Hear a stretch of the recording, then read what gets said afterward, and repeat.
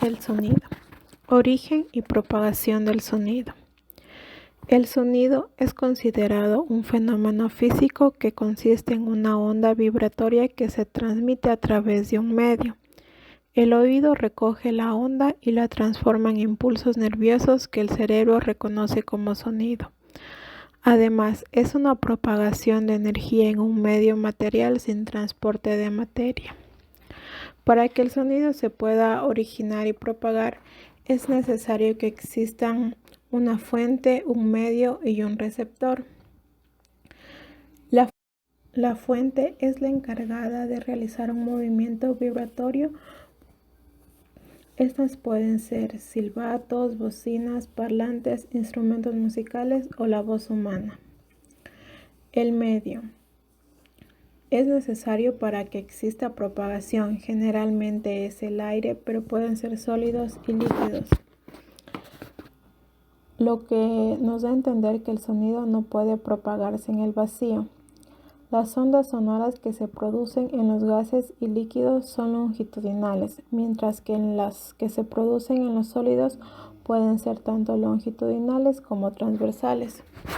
Finalmente tenemos el receptor. Debe existir un sujeto receptor, de lo contrario solo habrá movimiento vibratorio y medio material, pero no habrá sonido. La velocidad de propagación de la onda sonora depende de las características del medio en el que se transmite dicha propagación. Puede ser la presión, la temperatura, la densidad, la humedad. En general, la velocidad del sonido es mayor en los sólidos que en los líquidos, y en los líquidos es mayor que en los gases. Esto debido a la densidad de las partículas, que permite un mayor intercambio de energía cuando éstas se encuentran más cerca. La siguiente tabla muestra la velocidad de propagación en algunos líquidos y gases. ¿Cómo oyen los animales? Los conejos pueden rotar sus orejas 270 grados. Su movimiento ayuda a escuchar a los depredadores. Un perro reacciona incluso cuando parece que no hay nada. Los oídos de los gatos son aún más sensibles. Los oídos de los perros y gatos son sensibles, ya que los perros tienen 18 músculos en sus orejas y los gatos 30, lo que permite rotar sus orejas y escuchar sonidos a largas distancias. Los murciélagos usan ondas ultrasónicas para oír. Estas las envían desde sus bocas y luego el eco rebota en su cuerpo. De esta manera determinan el tamaño y ubicación de los objetos. Además, cuentan con 20 músculos en sus orejas. Las grandes polillas de cera han logrado escapar de la depredación de los murciélagos gracias a la evolución de los sonidos sensibles a los ultrasonidos. Tienen mayor sensibilidad de frecuencia registrada en el mundo animal y oyen 150 veces mayor que los humanos. Incluso pueden oír frecuencias más altas que los murciélagos. Un submarino usa técnicas de ecolocalización similares a las de los murciélagos y que las ballenas emplean en las oscuras profundidades de los océanos. Los silbidos y chasquidos que producen les proporcionan una vista tridimensional del espacio en el que se encuentran. Los delfines navegan gracias a un mecanismo similar a la ecolocalización de los murciélagos.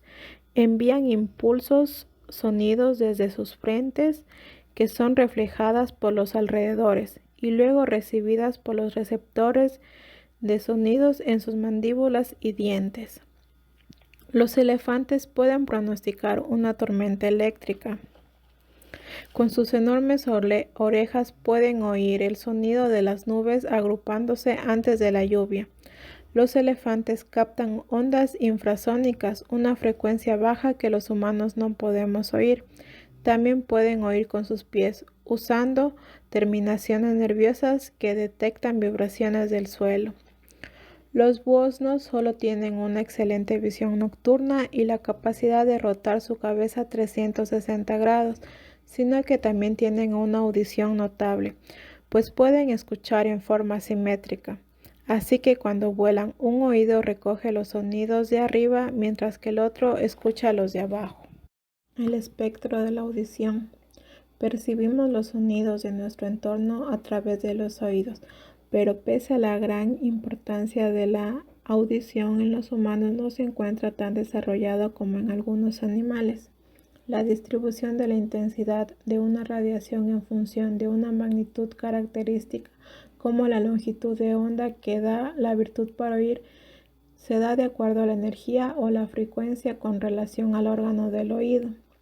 El ser humano promedio es sensible a las frecuencias entre los 20 y 20.000 hercios. Un sonido menor a 20 hercios se denomina infrasonido y es inaudible. Un sonido mayor a 20.000 hercios se denomina ultrasonido y también es inaudible para los seres humanos. Las cualidades del sonido se dividen en tres partes: la intensidad y sonoridad, el tono y timbre y el volumen o amplitud. La intensidad se mide en decibelios y se entiende por la mayor o menor fuerza de un sonido. Esta depende de la amplitud de las vibraciones del cuerpo sonoro. La sonoridad. La sonoridad es el atributo que nos permite ordenar sonidos en una escala de mayor intensidad al de menor intensidad. El tono. Se usa el tono para diferenciar sonidos agudos de sonidos graves. En este sentido, la vocal I es más aguda que la vocal O. Depende de la frecuencia de las vibraciones de la onda. El timbre. Es la cualidad del sonido que nos permite distinguir entre dos sonidos de la misma intensidad y altura. Podemos así distinguir si una nota ha sido tocada por una trompeta o por un violín. El volumen o amplitud. La amplitud es la distancia por encima y por debajo de la línea central de la onda de sonido. La mayor distancia arriba y debajo de la línea central nos da el volumen del sonido. Las escalas musicales. Una escala musical es una secuencia de notas o sonidos musicales que reciben el nombre de tonos o notas musicales. Estas se ordenan según su altura. Es decir, si la escala es ascendiente, cada sonido es más agudo que el anterior, pero si la escala desciende, es más grave. La función de una escala es constituir la base de una tonalidad y de una melodía. Las escalas se nombran dependiendo del número de sonidos que emplean. La escala mayor produce sonidos brillantes y jubilosos. La escala menor natural tiene sonidos sombríos y melancólicos.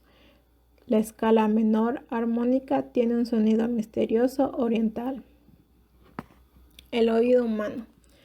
El sentido del oído nos permite captar los sonidos que se producen en el ambiente, capacidad fundamental para ubicarnos y para actuar.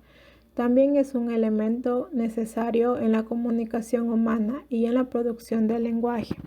El órgano del oído, además, es el encargado de que al movernos no perdamos el equilibrio. El oído recibe primeramente los sonidos en el oído externo, que está constituido por la oreja, el conducto auditivo y el tímpano. Después lo recibe el oído medio, constituido por martillo, yunque y estribo. Y finalmente se dirige al oído interno, que es el vestíbulo y la cóclea. En el oído externo se oye los sonidos producidos por una fuente. En el oído medio se procesa el sonido, es un tipo de preamplificador. Y finalmente en el oído interno se produce la analización de las frecuencias